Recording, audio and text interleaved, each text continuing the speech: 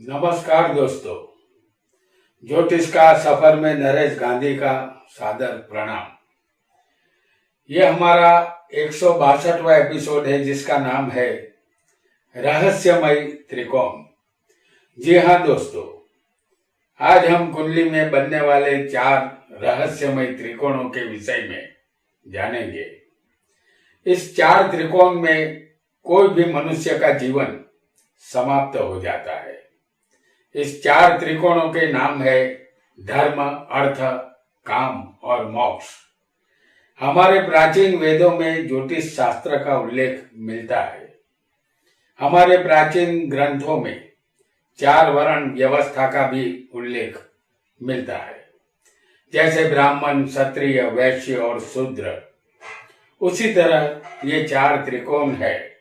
हम सब की कुंडली में बनने वाले ये 4 त्रिकोण जातक के लिए एक चौकस दिशा निश्चित कर देते हैं।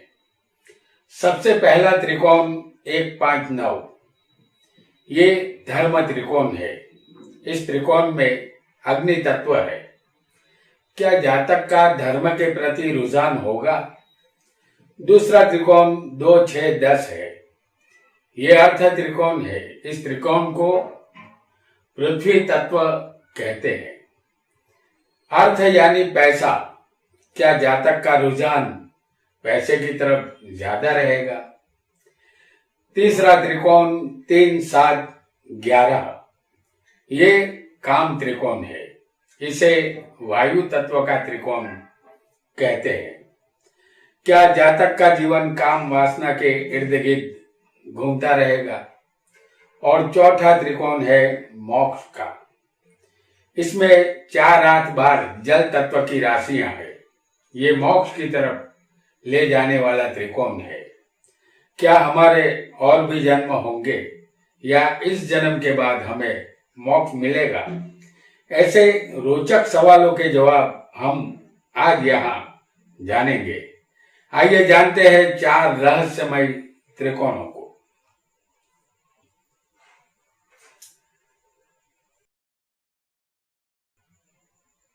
159, सबसे पहले हम अग्नि तत्व के त्रिकोण को समझेंगे। 1, 5 और 9, ये पहला त्रिकोण धर्म का है। काल पुरुष की कुंडली में हमेशा मेष लग्न होता है और इस स्थान के कारक, जो पहला स्थान है, उसके कारक सूर्य है, जो हमारी आत्मा है। अगर शरीर से आत्मा निकल जाए तो शरीर का तमाम कारोबार बंद होता है। सूर्य सभी देवालय और मंदिर पर आधिपत्य रखता है। सूर्य ही धर्म है। सारी धार्मिक क्रिया और कर्मकांड सूर्य के अधीन है। यहाँ हमने आपको मेष लग्न की कुंडली दिखाई है। पहला स्थान में मेष राशि है। ये पहला स्थान हमारा शरीर है। राशि के मालिक यहाँ पर समझ लीजिए कि मंगल है।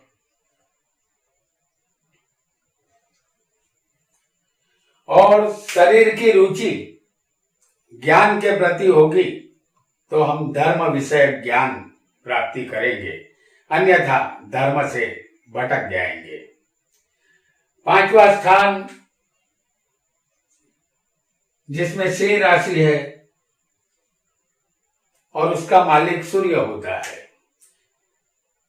5वां स्थान विद्या, ज्ञान, मंत्र साधना और बुद्धि का है। इस स्थान के कारक गुरु है।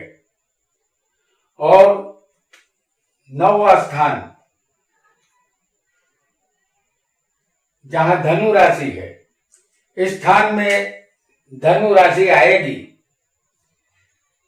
जिसके मालिक गुरु है। कुंडली में 9वां स्थान धर्म का है। यहाँ गुरु की राशि है। इस स्थान के अदृश्य कारक सूर्य और गुरु है। इस स्थान से जातक का भाग्य, छोटी बड़ी तीर्थ यात्रा और पिता संबंधित जानकारी हमें मिल सकती है। धर्म संबंधित तमाम ज्ञान हमें गुरु से ही मिलता है।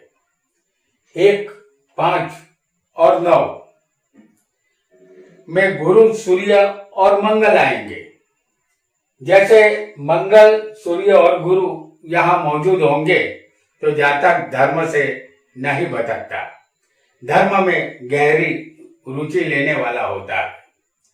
जातक को प्रॉब्लम तब आती है जब इस स्थानों में शुक्र और राहु आ जाते हैं। जैसे हम आपको दिखा रहे हैं कि ये अग्नि तत्व का 5वां स्थान है, जहां पर शुक्र आ चुका है और यहां राहु भी मौजूद है। तो सूर्य के साथ शुक्र और गुरु के साथ राहु अगर आएगा तो शुक्र ऐशो आराम और मौज शौक का, रंगीनियों का कारक है और राहु मायावी है जो झूठ, प्रपंच और चालबाजी में माहिर है। इन दोनों की यारी पुरानी है, लिहाजा जातक को धर्म की राह से भटका देती है। शुक्र और राहु सूर्य, मंगल और गुरु के शत्रु है। शुक्र राहु का आगमन धर्म त्रिकोण में अच्छा नहीं माना जाता। यहां जातक धर्म के मार्ग से चलित हो जाता है। अब जानते हैं दूसरे त्रिकोण को, जिसे पृथ्वी तत्व कहते हैं। इनका मालिक होगा शुक्र, यह पृथ्वी तत्व है दूसरा और 6ठा स्थान और 10वां स्थान।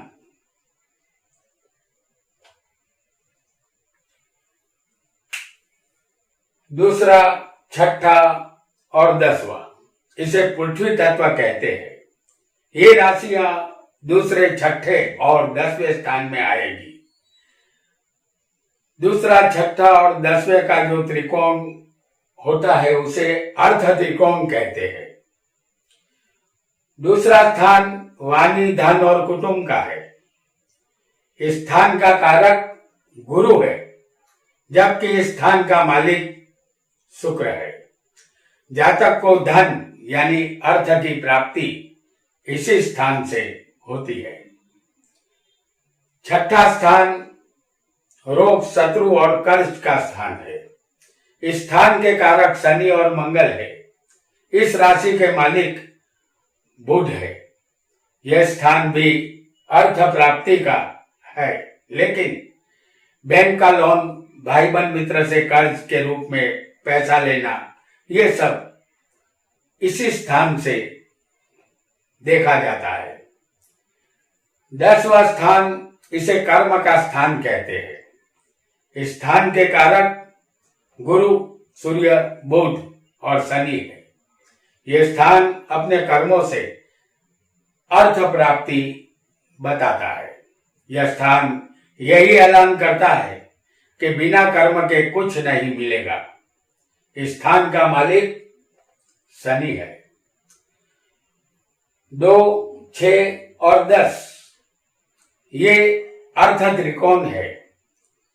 अनुक्रम से पृथ्वी तत्व की राशियों के मालिक शुक्र, बुध और शनि बनते हैं। 10वां स्थान सत्ता और कर्म का है। सत्ता सूर्य के पास है, सरकार ही नोट छापती है और शनि कर्म फल दाता है। बिना कर्म के कुछ नहीं मिलता। बुध बुद्धि है, गुरु ज्ञान है।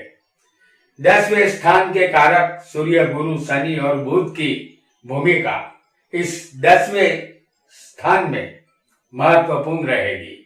अर्थ प्राप्ति का दरवाजा जातक के लिए खुल जाता है।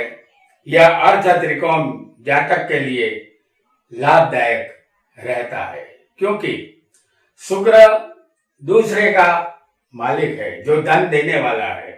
बुध 6ठे का मालिक है जो बैंक है, जातक को लोन मिल सकता है। इन सब के लिए कर्म करना जरूरी है। इसे अर्थ त्रिकोण में चंद्र आएंगे तो जातक का मन जैसे हम आपको यहाँ पर दिखा रहे हैं चंद्र को।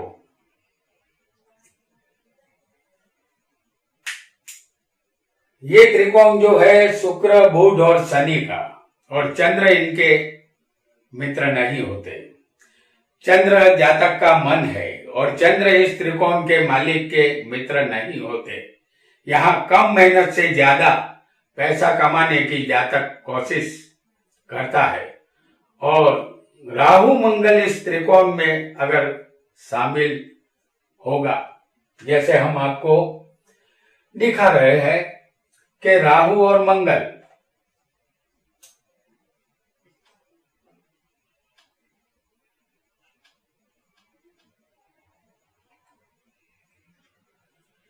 इस त्रिकोण में अगर शामिल होगा तो बुरे रास्ते से धन पाने की चाहत जातक के मन में मचलने लगती है। अब जानते हैं तीसरे, 7वें और 11वें स्थान को। इसे वायु तत्व की राशि कहते हैं। ये त्रिकोण काम त्रिकोण है। अनुक्रम से बुध, शुक्र और शनि, जैसे बुध, शुक्र और शनि हम यहां आपको दिखा देते हैं।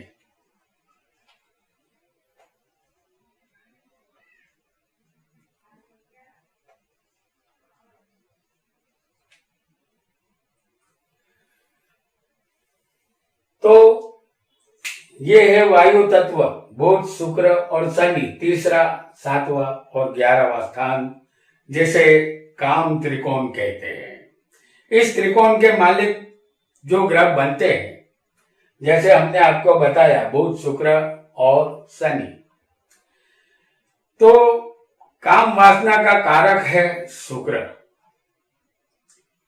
तीसरा स्थान ये साहस और पराक्रम का है। इस स्थान का कारक मंगल है।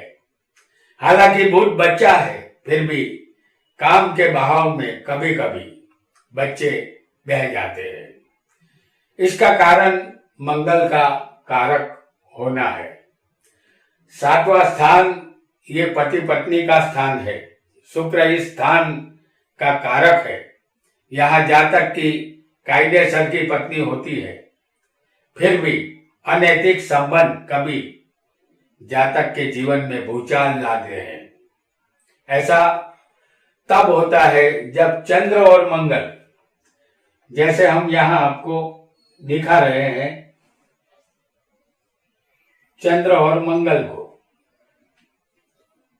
जो कि काम वासना का प्रबल स्थान है। ये जब चंद्र और मंगल इस त्रिकोण में आ जाते हैं और ये शत्रु है इस त्रिकोण के, 11वां स्थान ये लाभ और इच्छा पूर्ति का स्थान है।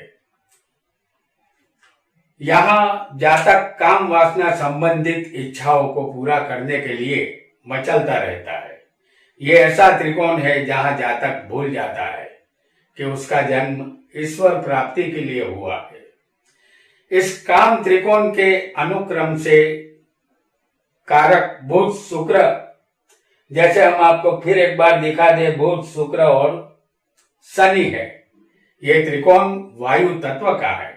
इस त्रिकोण में 7वें अगर शुक्र के साथ मंगल आ जाता है तो वासना पर जातक का काबू नहीं रहेगा। एक आग है तो दूसरा पेट्रोल है, और इन दोनों के साथ अगर चंद्र शामिल हो जाए तो जातक वासना के चक्रव्यूह में से कभी बाहर निकल नहीं सकता। अब जानते हैं 4, 8 और 12वीं राशि के विषय में और उस स्थान के विषय में।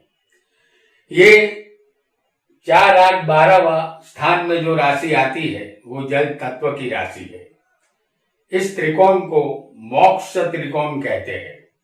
हमें जो शरीर मिला है वो ईश्वर की प्राप्ति के लिए मिला है, लेकिन हम जन्मते हैं, फिर मरते हैं, फिर जन्म लेते हैं, ये क्रम चलता रहता है। हमारी गति मोक्ष की तरफ नहीं होती। चौथा स्थान, इस स्थान का कारक है चंद्र और बुध, और राशिपति भी यहां चंद्र ही है। तो हर तरह के सुख का स्थान ये है। यहां मकान और वाहन का सुख भी देखा जाएगा। इस सुख को भोगने की चाहत हर किसी में होती है। ये एक ऐसा त्रिकोण है जो इंसान को मोक्ष की तरफ ले जा सकता है। इस स्थान के कारक चंद्र और बुध है, जो हम पहले ही बता चुके हैं, और इस स्थान का राशिपति भी चंद्र ही है। और हमारे मन की गति जब तक मोक्ष की तरफ नहीं होगी, मोक्ष नहीं मिलेगा। आठवां स्थान मृत्यु का है। यहां पर मंगल की राशि वृश्चिक है, और यहां पर 12वें स्थान में गुरु की राशि है। तो ये स्थान जो 8वां स्थान है, आयुष्य और मृत्यु का है। इस स्थान का कारक शनि है, और राशिपति यहाँ मंगल है। हर किसी की मृत्यु शनि के हाथ में है। मृत्यु के बाद मोक्ष मिलेगा या नहीं, ये शनि तय करता है। 12वां स्थान ये अंतिम स्थान है, जिसे मोक्ष त्रिकोण कहते हैं। जैसे हमें शरीर मिला है, तो उनका विनाश भी एक दिन होना है। इस स्थान के कारक भी शनि है, जबकि राशिपति यहाँ गुरु है। यही वो स्थान है जो मृत्यु के बाद हमें मोक्ष की तरफ ले जाता है, और यहाँ जातक के जन्म जन्म के फेरे समाप्त हो जाते हैं। इस त्रिकोण के राशिपति चंद्र, मंगल और गुरु है, लेकिन इस त्रिकोण में जब शनि का आगमन होता है, तो मानसिक रूप से जातक मोक्ष की तैयारी करता है।